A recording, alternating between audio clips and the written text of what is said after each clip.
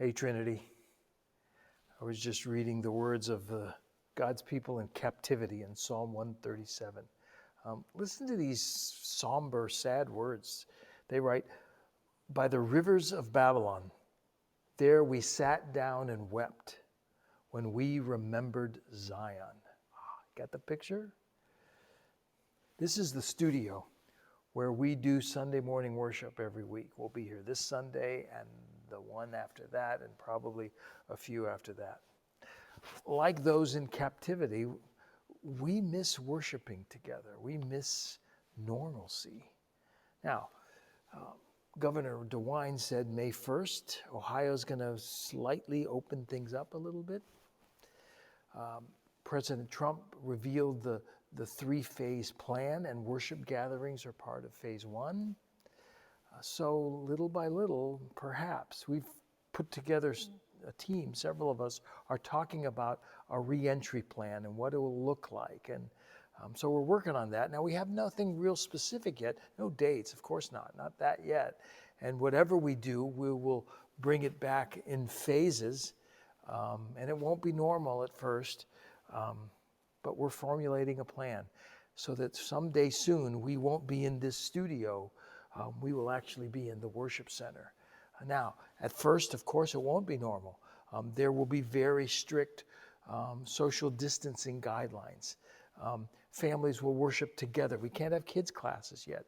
And we will continue the Facebook live stream because many of you will want to continue doing that for a while. And so that's what we're looking at. So hang in there.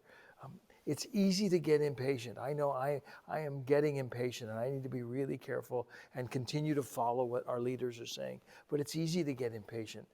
The scriptures tell us, let's not grow weary in doing good. And right now the good is continuing to limit travel and to stay home and to socially distant. That's the good. We need to continue doing good. And there are a lot of other good things that even throughout Trinity that we're doing. Sue, as you know, probably has an army of women that are making thousands of masks for healthcare workers, for hospitals, for nursing homes, for police departments. Several staff members soon are going to be going to the intensive care units of various area hospitals, bringing meals and bringing get well cards written by our children's ministry. So there is a lot of good going on. Some of the good is many of Trinity, many of us are continuing our tithes and offerings. Thank you for that good. That enables us to continue our ministries and pivot the ways we need to pivot and be creative and do the things that we're doing. So thank you for that.